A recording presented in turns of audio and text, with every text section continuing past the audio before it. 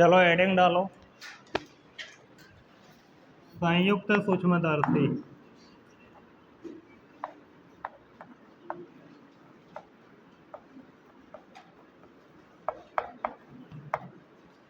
इसका एक और नाम होता है, या बोल सकते हो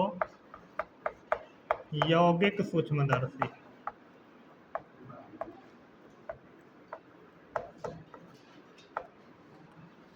संयुक्त सूक्ष्मदर्शी या यौगिक सूक्ष्मदर्शी।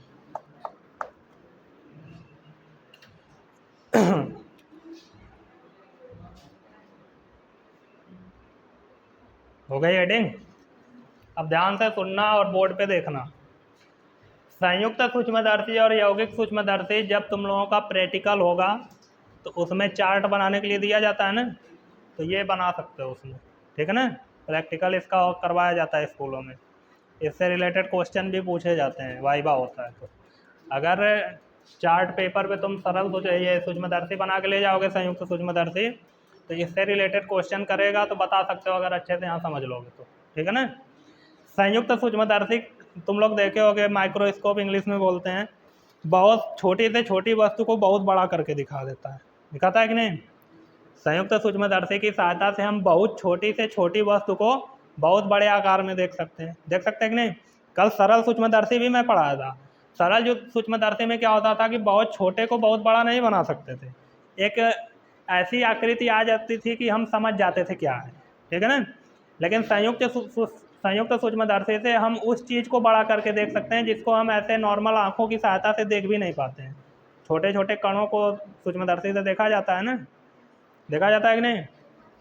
तो संयुक्त सूक्ष्मदर्शी क्या करती है, अगर इतना बड़ा प्रतिबिंब वस्तु है, इतनी बड़ी अगर वस्तु है तो उसको खूब बड़ा करके दिखाएगी। यही चीज़ है ना संयुक्त सूक्ष्मदर्शी। तो कैसे करती है, कैसे करके दिखाती है, ये चीज़ मैं समझाऊंगा पूरा चित्र की सहायता से, देखना ध्यान से। संयुक्त सूक्ष्मदर्शी होती कैसी है, उसके अंदर का मैकेनिज्म कैसा होता है, कैसे काम करती है। इसमें देखो दो लेंस रहेंगे, ठीक है ना, एक छोटा सा लेंस रहेगा और एक बड़ा सा लेंस रहेगा, ठीक है। तो सबसे पहले इधर एक छोटा सा लेंस लेना है, ठीक है ना। सबसे पहले कैसा लेंस लेना है, चित्र को ध्यान से देखना मैं क्या बोल रहा हूँ और क्या बना रहा हूँ। अगर ध्यान से नहीं देखोगे तो मैं गारंटी देता हूँ एक बार में सही नहीं बना पाओगे, इधर उधर बनेगा, ठीक है ना। तो ध्यान से देखना, एक उत्तल लेंस बनाया मैं, ठीक है।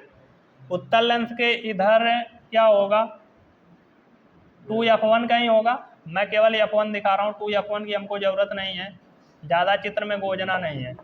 इधर f1 होगा कहीं और इधर क्या होगा उतनी ही दूरी पे f2। इन दोनों से होकर जाने वाली ऋजु रेखा क्या हो जाएगी, मुख्य अक्ष। क्या हो जाएगी, मुख्य अक्ष। ये इसका द्वारक होता है, ये इसका क्या होता है, द्वारक।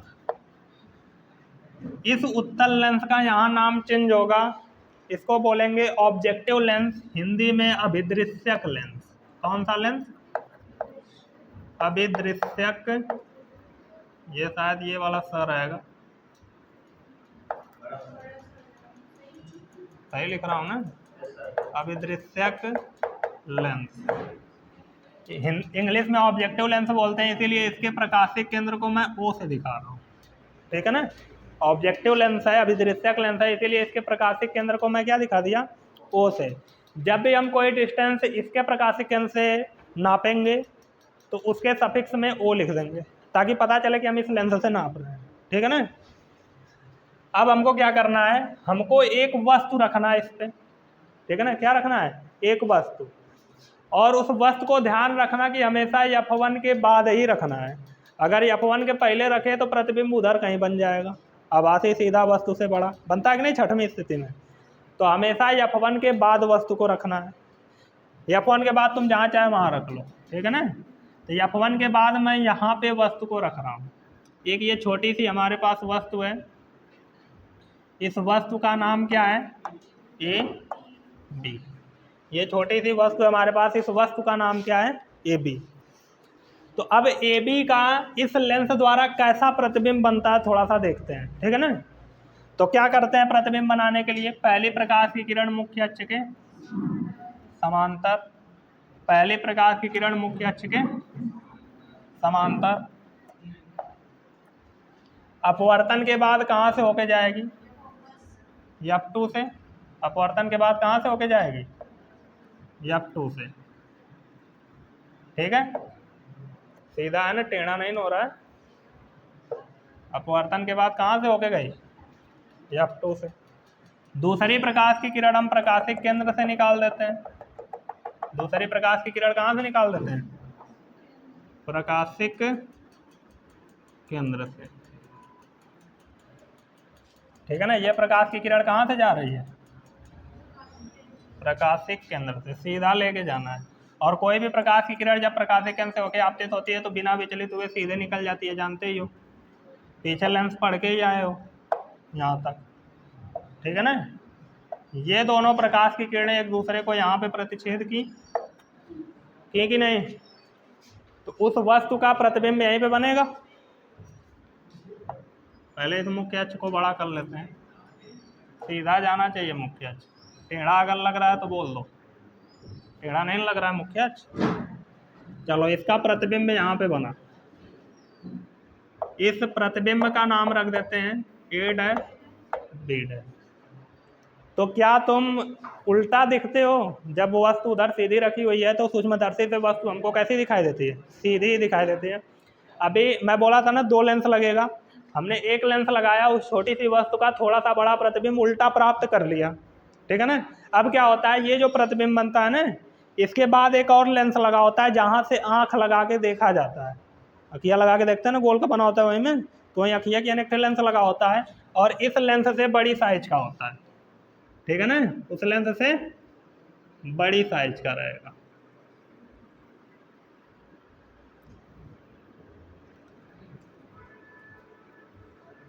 ठीक है, अब इसको और बढ़ा देते हैं थोड़ा सा, बस इतना बहुत है। ठीक है, अब ध्यान रखना, ये लेंस जो रहेगा, इसकी जो भी फोकस दूरी होगी, इसका जो भी फोकस होगा, वो फोकस इस प्रतिबिंब के बाद ही होना चाहिए। क्योंकि इधर से कोई आंख लगा के देखेगा तो इसका प्रतिबिंब उसको इधर ही कहीं दिखेगा। तो प्रतिबिंब हमको इसका कहाँ प्राप्त करना है? पीछे। तो पीछे प्राप्त करने के लिए, वस्तु के साइड ही प्रतिबिंब प्राप्त करने के लिए हमको वस्तु को कहाँ रखना होता है? प्रकाशिक केंद्र और फोकस के बीच में। तो हम इसको इसके फोकस के पहले रखेंगे, इसका जो भी फोकस होगा इसके बाद मान लेते हैं यहाँ पे कहीं होगा। ठीक है ना, F1 और इधर कहीं का क्या होगा? सेम डिस्टेंस पे होना चाहिए। यहाँ पे क्या होगा? F2। ये इसका क्या हो गया?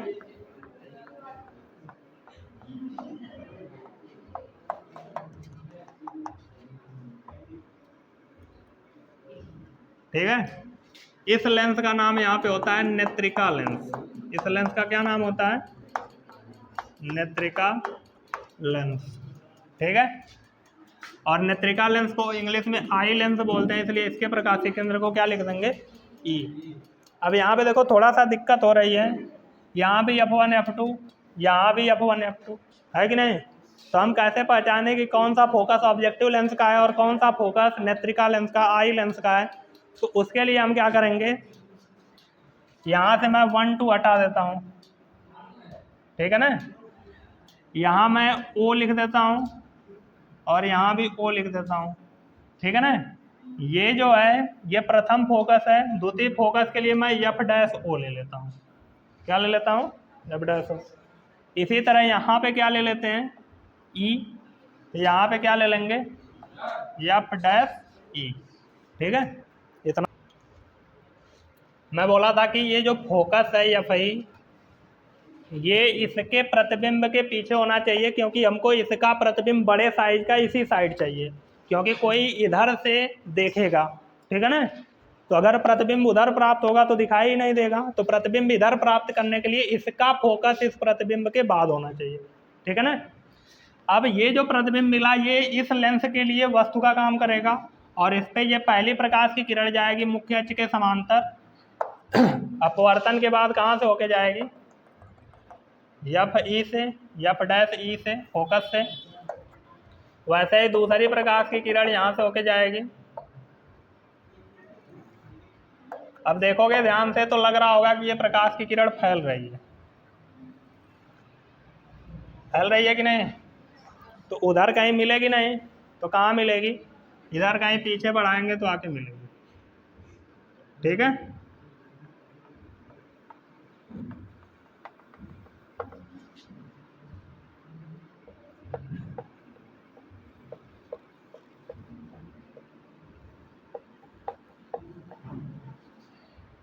इसको भी बढ़ाते हैं।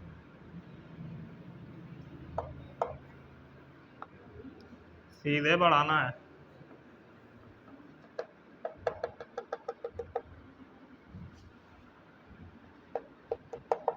अब ये टेंशन मत लेना, किसी का यहीं कट जाएगा, किसी का इधर आके कटेगा, किसी का और दूर जाके कटेगा। ठीक है ना, कहीं भी कटेगा प्रतिबिंब बना लेना। ये नहीं कि इस लेंथ के पहले किसी का प्रतिबिंब बन गया तो वो गलत है, वो भी सही रहेगा।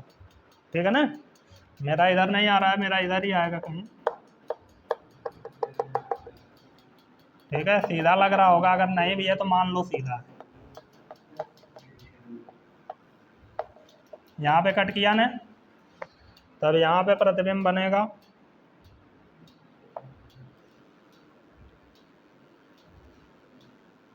ये बना ए डैश डबल डैश और बी डबल डैश। तो इतनी बड़ी वस्तु अगर कोई इधर से आंख लगा के देख रहा है, ठीक है, ये नेत्र है, जो भी देखेगा उसको कौन दिखाई देगा? ये। तो इतने बड़े को इतना बड़ा करके दिखाया कि नहीं? यही ना काम है संयुक्त सूक्ष्मदर्शी का, बहुत छोटी वस्तु को बहुत बड़ा करके दिखा देना। तो बन गया ना बहुत बड़ा का प्रतिबिंब। तो जब भी इतनी छोटी वस्तु इस सूक्ष्मदर्शी के सामने रखी जाएगी, तो जो भी उस सूक्ष्मदर्शी के सहारे इसको देखने का प्रयास करेगा, उसको ये ना दिख के इतनी बड़ी वस्तु दिखाई देगी। समझ में आई बात? अब इसी सूक्ष्मदर्शी की आवर्धन क्षमता क्या होती है वो हम लोग निकालेंगे।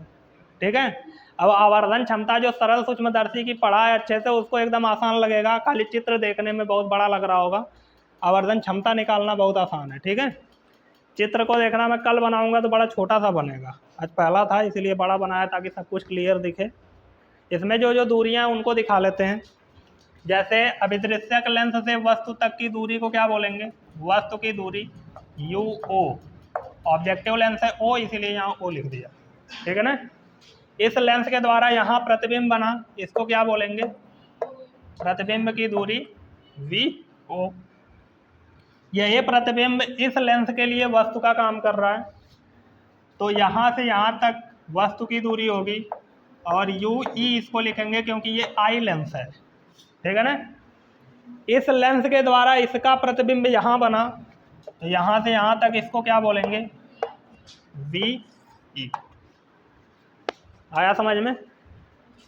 ये जो दोनों लेंस होते हैं ना, इन दोनों लेंसों के बीच की दूरी को हम लोग स्मॉल डी से प्रदर्शित करते हैं। किससे प्रदर्शित करते हैं? तो थोड़ा सा बताओ, स्मॉल डी किसके बराबर हो सकता है? यहाँ पे चित्र में ही देख के बताओ, चित्र में उसका जवाब छुपा हुआ है कि दोनों लेंसों के बीच की दूरी को हम स्मॉल डी से प्रदर्शित करते हैं। किससे प्रदर्शित करते हैं? स्मॉल डी से। तो दोनों लेंसों के बीच की दूरी और कुछ हो सकती है? क्या हो सकती है?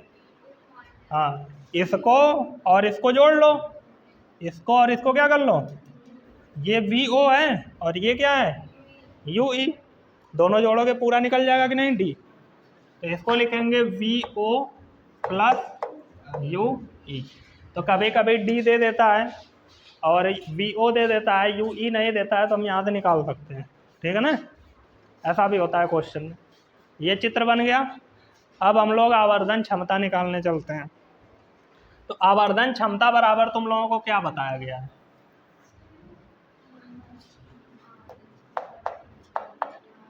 आवर्धन क्षमता यम बराबर होता है प्रतिबिंब द्वारा, अंतिम प्रतिबिंब द्वारा, अंतिम प्रतिबिंब द्वारा नेत्र पर बना दर्शन कोण, नेत्र पर बना दर्शन कोण बटे वस्तु द्वारा नेत्र पर बना दर्शन कोण जब वस्तु कहाँ स्थित हो,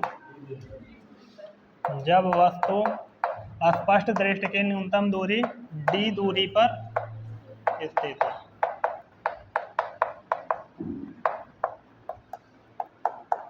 ठीक है, मतलब हम कह सकते हैं यम बराबर ये जो अंतिम प्रतिबिंब द्वारा नेत्र पर दर्शन कोण बनता है उसको बीटा दे बोलते हैं, और वस्तु द्वारा जब d दूरी पे वस्तु स्थित होती है तो नेत्र पे जो दर्शन कोण बनता है उसको क्या बोलते हैं, इसको नाम दे देते हैं समीकरण नंबर 1।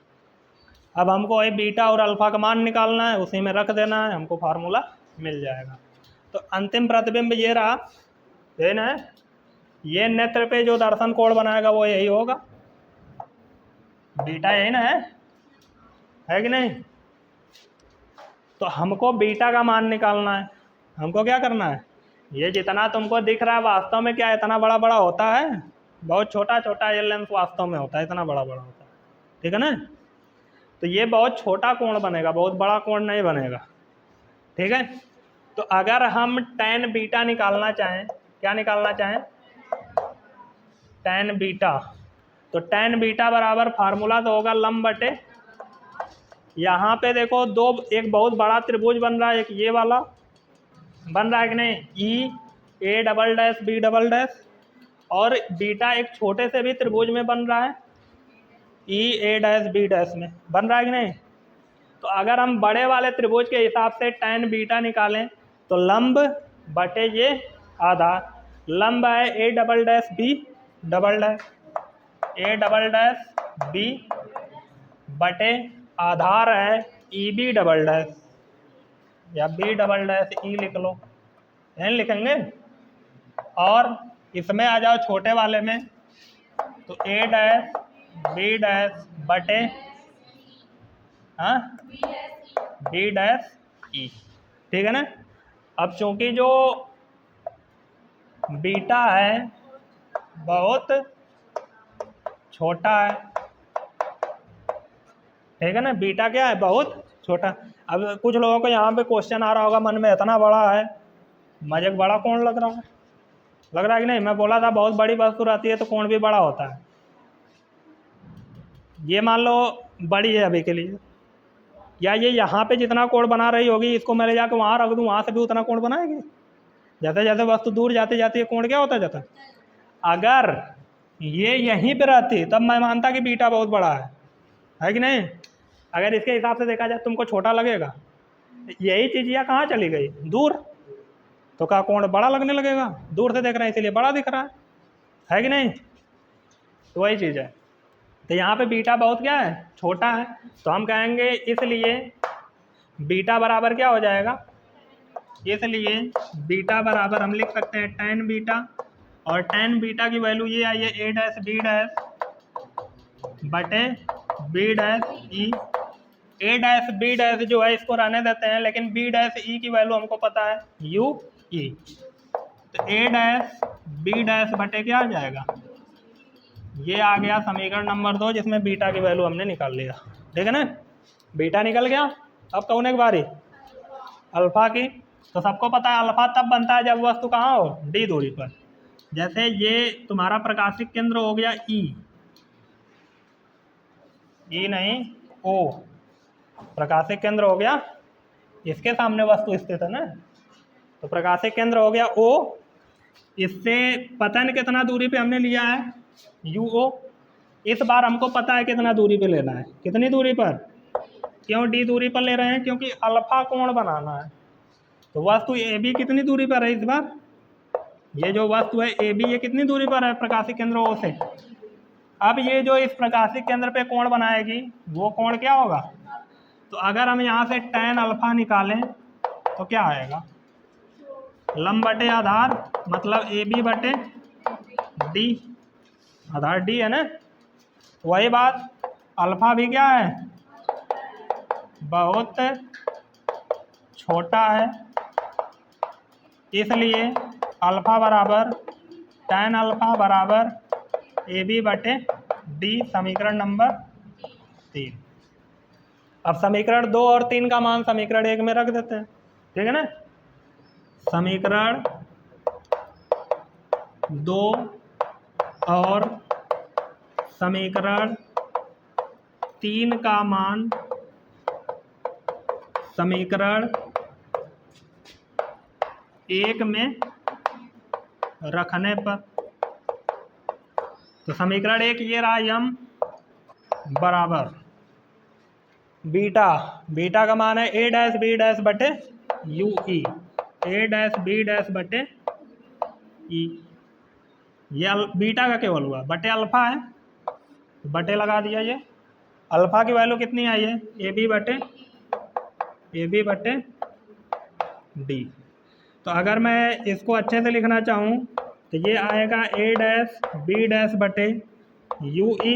ये जो नीचे रहता है इसको ऊपर ले जाते हैं तो उलट जाता है, डी ऊपर चला जाएगा और ए बी नीचे आ जाएगा। समीकरण नंबर 4 बना लेते हैं। यम बराबर आया है ए डैश बी डैश बटे यू ई इंटू डी बटे ए बी।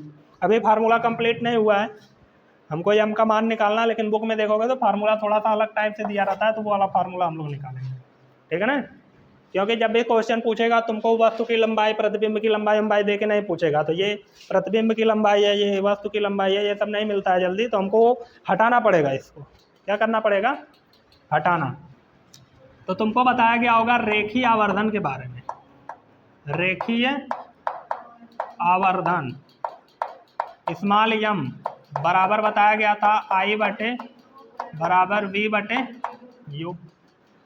अब रेखीय आवर्धन हम इस वाले लेंस का लेंगे, ऑब्जेक्टिव लेंस का, तो मैं लिख दूंगा यम सफिक्स ओ, ताकि हमको पता चले कि कौन से लेंस का है, ठीक है ना। तो M suffix O equal to क्या आ जाएगा, आई, इसके द्वारा इमेज बना A dash B dash, object इसके लिए है A B equal to V, क्या है वी ओ बटे यू, क्या है यू ओ, ठीक है ना। अब यहाँ देखो हम ए डैश बी डैश या ए बी किसी का मान निकाल लेते हैं, क्योंकि दोनों इसमें है।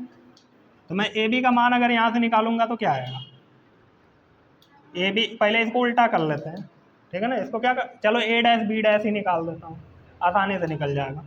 अगर तुम ए डैश बी डैश निकालोगे तो वी ओ बटे यू ओ इंटू, ये भागे में इधर जाके गुणे हो जाएगा ए बी।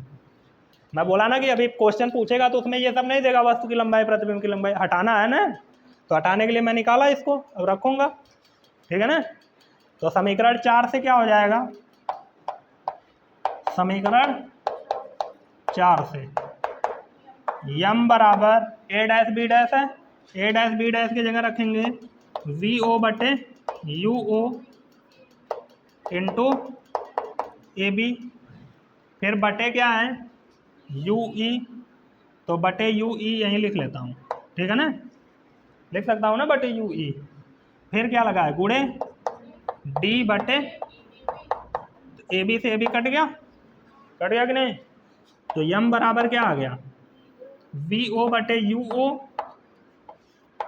यही ना आया, वी ओ बटे U O into D upon U E, यही होता है फार्मूला, वी ओ बटे यू ओ।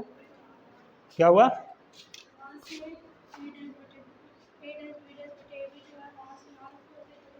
हाँ डायरेक्ट भी रख सकते थे, इसको फिर मिलाना पड़ता तब भी तो उतना जाता, ठीक है ना। यहाँ ए डैश बी डैश बटे ए बी करते तब भी वही चीज़ आती, क्योंकि यहाँ डायरेक्ट है ना ए डैश बी डैश बटे वी ओ बटे यू ओ, तो इसको सॉल्व करना पड़ता, थोड़ा सा आगे पीछे है। वैसे भी रख के बना सकते हो, ऐसे भी रख के बना सकते हो, आएगा तो यही चीज़। अब देखो इसको थोड़ा सा अलग टाइप से भी फार्मूले को बना के लिखा होता है, जैसे कभी कभी क्वेश्चन घुमाता है, फार्मूला आ चुका है, लेकिन कभी कभी क्वेश्चन को क्या करता है, घुमाता है। घुमाने का मतलब ये है कि इसका रेखीय आवर्धन दे देगा, क्वेश्चन में क्या करेगा, इसका रेखीय आवर्धन दे देगा। तो मैं वी ओ बटे यू ओ के जगह यम ओ लिख सकता हूँ कि नहीं, तो अगर मैं लिखना चाहूँ यम बराबर, तो यहाँ पे मैं क्या लिख सकता हूँ, यम ओ इंटू ये डी अपान यू ई जो है, डी अपान यू ई जो है ये सरल सूक्ष्मदर्शी की आवर्धन क्षमता है कि नहीं, उसी के जैसा है ना। अभी कल पढ़ा था सरल सूक्ष्मदर्शी की जो आवर्धन क्षमता होती है वो होती है डी अपान यू ई, क्योंकि ये वाला अगर उसको हटा के केवल ये वाला ले लिया जाए तो यो तो वैसा कम हुआ कर रहा है सरल सूक्ष्मदर्शी जैसा, इसके सामने एक छोटी सी वस्तु है उसका बड़ा प्रतिबिंब बना दिया, वही काम कर रहा है ना। तो इसको मैं सरल सूक्ष्मदर्शी की आवर्धन क्षमता बोल सकता हूँ। चलो एक थोड़ा सा लिखते हैं, सरल सूक्ष्मदर्शी की आवर्धन क्षमता यम, यस नाम दे देता हूँ, सिंपल माइक्रोस्कोप, ठीक है ना, यम यस कैपिटल यम लिखा हूँ, ठीक है ना, इक्वल टू क्या होता है डी अपान यू ई। तो वहाँ पे रखेंगे तो यम बराबर आएगा वी ओ बटे यू ओ की जगह स्मॉल यम ओ रख रहा हूँ यहाँ पे है, ठीक है, इंटू डी अपान यू ई की जगह क्या रख दूंगा यम एस। तो कभी कभी ऐसे पूछ देता है कि संयुक्त सूक्ष्मदर्शी का संयुक्त सूक्ष्मदर्शी की अभिदृष्टक लेंस का रेखीय आवर्धन इतना है और एक सरल सूक्ष्मदर्शी है जिसका आवर्धन क्षमता इतना है, तो संयुक्त सूक्ष्मदर्शी की आवर्धन क्षमता ज्ञात करो। तो गुणा कर दोगे बस आ जाएगा। समझ में आई बात, ज़्यादा बुद्धि लगाने की जरूरत नहीं पड़ेगी। अब अगर यहाँ मेन फार्मूला यही है, अगर यहाँ तक समझ में आ गया तो उसी तरह जैसे सरल सूक्ष्मदर्शी में दो स्थितियाँ बनी थी वैसे इसमें भी दो स्थितियाँ बनेंगी, ठीक है ना। तो पहली स्थिति में बनाता हूँ, स्थिति नंबर 1, उल्टा आ रहा है इस बार, ऐसे मत उतारने लगना, उधर से उतारते हुए आना है। स्थिति नंबर 1, जब अंतिम प्रतिबिंब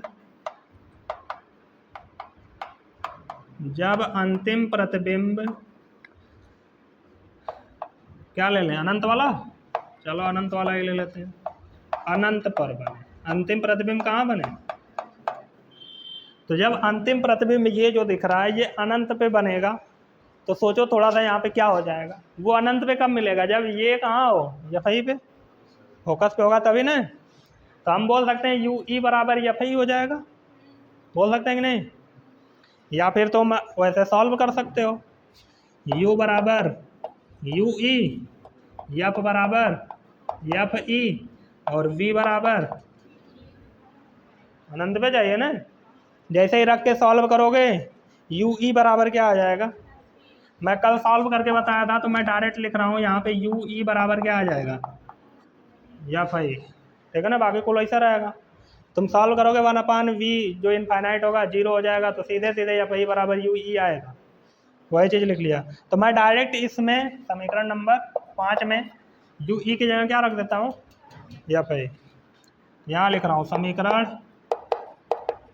5 से यम बराबर क्या आ जाएगा वी ओ बटे यू ओ इंटू डी बटे, ये हो जाएगा फार्मूला, ठीक है ना। और जब अंतिम प्रतिबिंब स्पष्ट दृष्टि की न्यूनतम दूरी पे बनेगा, स्थिति 2 क्या होगी, अब ख़त्म कर देता हूँ का अलग से, इसको एक दिन और पढ़ाऊँगा। जब, यही लास्ट है बस, जब अंतिम प्रतिबिंब स्पष्ट दृष्टि की न्यूनतम दूरी डी पर बने, तो स्पष्ट दृष्टि की न्यूनतम दूरी डी पर जब ये अंतिम प्रतिबिंब बनेगा तो वी ई बराबर क्या हो जाएगा डी, ये ना होगा, वी ई बराबर क्या हो जाएगा, अंतिम प्रतिबिंब स्पष्ट दृष्टि की न्यूनतम दूरी पे बनेगा तो u बराबर हम लोग लेंगे यू ई, एफ बराबर लेंगे एफ ई और v बराबर लेंगे वी ई, लेंगे। फिर वही लेंस का फार्मूला लगाएंगे, कहाँ लगाएं, लग जाएगा, देखो यहाँ बचाया हो जगह, ये 1/f बराबर होता है 1/v माइनस 1/u, एफ के जगह एफ आई रखोगे वहाँ से, वी की जगह क्या रखोगे, डी माइनस 1/u की जगह यू ई। अब थोड़ा सा चिन्ह परिपाटी भी लगा लो, वही डी पे बनेगा तो वी की जगह हमको डी ही लेना है, ठीक है ना। डी दूरी पे बनेगा। उत्तल लेंस की फोकस दूरी यहाँ पे धनात्मक होगी कि ऋणात्मक होगी? हाँ, धनात्मक होगी कि ऋणात्मक? नहीं, उधर है ना, उधर माइनस एक्स अक्ष होता है ना। फोकस दूरी धनात्मक होगी, वस्तु की दूरी क्या होगी, ऋणात्मक। और प्रतिबिंब भी उधर बना तो डी भी क्या होगा, ऋणात्मक। तो ये दोनों क्या हो जाएंगे, माइनस। अब देखो ये जो फार्मूला इसमें डी अपान यू ई लिखा है, या फिर ओ से तो कौनो संबंध नहीं है, ओ का कुछ नहीं जुगाड़ कर सकते। 1/u ई यहाँ बन रहा है ना, इसका जुगाड़ हो जाएगा। देखो 1/u ई आ रहा है कि नहीं, इसको इधर ढकेल दो तो ये माइनस में 1/d है, इधर आके क्या हो जाएगा, 1/f प्लस 1/d, और ये माइनस माइनस प्लस हो जाएगा तो 1/u ई बचेगा। अब इसको उठा के समीकरण 5 में रखने पर 1/u ई का मान कहाँ रखने पर, देखो इसके बाद इधर समीकरण 5 से यम बराबर, अभी मैं लास्ट में बता दूंगा कहाँ कहाँ से लिखना है, पहले देख लो पूरा। यम बराबर क्या है, वी ओ बटे यू ओ, फिर कोष्टक में डी, एक काम करते हैं डी को बाहर ही रहने देते हैं, इसको 1/u ई बोल सकते हैं ना, डी को बाहर निकाल के 1/u ई की जगह रखूंगा 1/d प्लस 1/f ई, 1/d प्लस 1/f ई। डी का अंदर गुणा करते हैं, बस फार्मूला आ जाएगा। नहीं कर देता हूँ ना, यम बराबर वी ओ बटे यू ओ, और दूसरे कोष्टक में डी को अंदर भेजोगे तो डी से डी कट जाएगा, 1 plus D upon F E. ये आ गया लास्ट फार्मूला, खत्म। ठीक है, आया समझ में।